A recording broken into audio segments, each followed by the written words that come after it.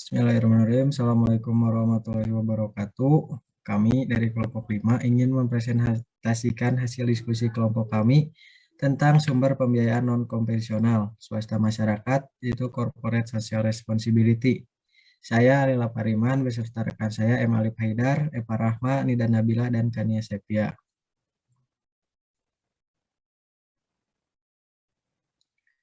Yang pertama itu ada pengertian konsep dasar dan landasan peraturan perundangan. Corporate Social Responsibility merupakan suatu tindakan yang bermula dari pertimbangan etis perusahaan yang kemudian diharapkan dapat meningkatkan ekonomi serta diikuti dengan peningkatan kualitas hidup karyawan serta keluarganya, sekaligus peningkatan kualitas hidup masyarakat sekitar dan masyarakat secara luar.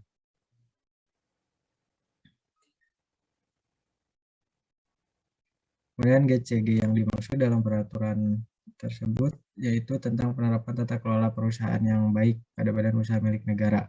Dalam peraturan tersebut menyebutkan bahwa adanya pembaruan hukum di bidang perseroan terhadap terbatas dan badan usaha milik negara serta memperhatikan perkembangan dunia usaha yang semakin dinamis dan kompetitif. Maka untuk lebih meningkatkan penerapan tata kelola perusahaan. Terus dalam CSR ini ada prinsip-prinsip dalam pembiayaan. Yang pertama ada keterbukaan, yang kedua ada akuntabilitas, yang ketiga ada responsibilitas, yang keempat ada independensi, dan yang kelima ada kewajaran dan kesetaraan. Dalam prinsip-prinsip ini yang terjadi yaitu fenomena terdapat kecenderungan meningkatnya tuntutan publik atas transparansi dan akuntabilitas perusahaan sebagai wujud implementasi dari GCG. Next. Kemudian ada struktur atau bentuk pembiayaannya. Next. Dalam struktur ini terjadi dari tiga langkah utama. Yang pertama awareness building, yang kedua GCGA assessment, yang ketiga ada awareness building. Dari ketiga tahap tadi dibedakan menjadi manual untuk organ-organ perusahaan dan manual untuk keseluruhan anggota perusahaan, mencakup sebagai aspek kebijakan GCG, pedoman GCG, pedoman perilaku, audit committee charter, kebijakan disclosure, terus kebijakan dan kerangka manajemen risiko, dan terakhir roadmap implementasi. Kemudian ada modul dari pembiayaan dan pentahapannya. Selanjutnya ada model pembiayaan. Next.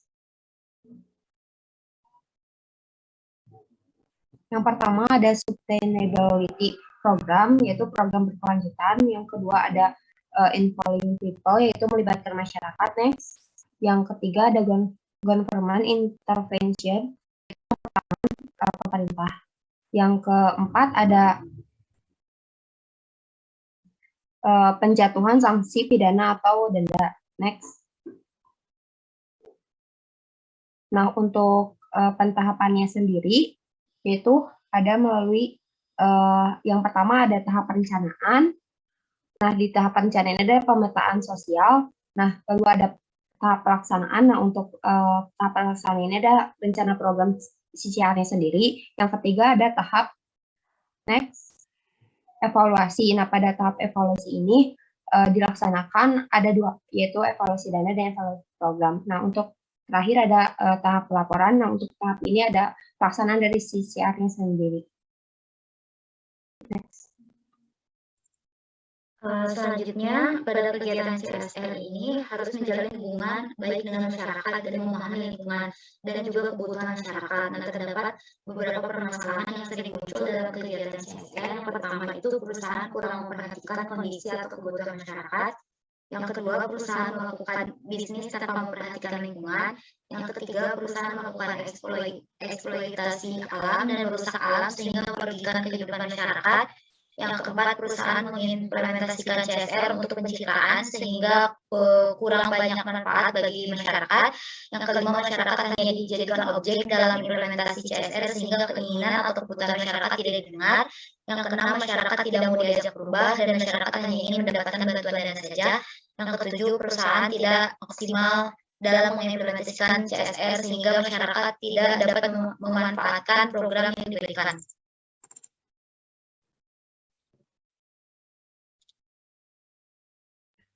Oke, selanjutnya masuk ke contoh kasus ya. contoh kasus yang pertama yaitu kasus pencemaran Teluk Buyat yang membuang tailing ke dasar laut, yang mana hal tersebut mengakibatkan tercemarnya laut sehingga menyebabkan berkurangnya tangkapan ikan dan menurunnya kesehatan masyarakat lokal. Hal ini diakibatkan oleh operasional PT Newmont Minahasa Raya. Untuk contoh kasus yang kedua yaitu PT Freeport Indonesia yang merupakan salah satu perusahaan tambang terbesar di Indonesia, sampai dengan saat ini tidak lepas dari konflik berkepanjangan dengan masyarakat lokal, baik terkait tanah ulayat, pelanggaran adat, maupun kesenjangan sosial dan ekonomi yang terjadi. Next.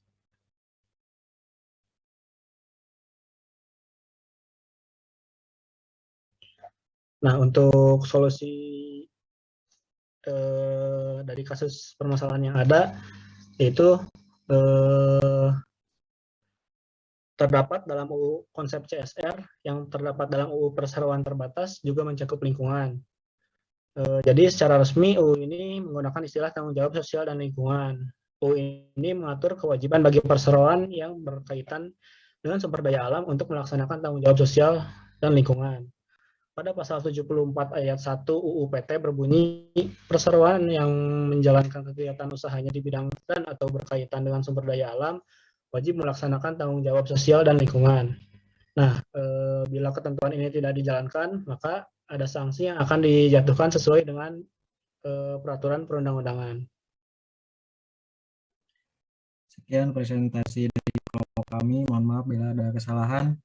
Bila itu, Assalamualaikum warahmatullahi wabarakatuh.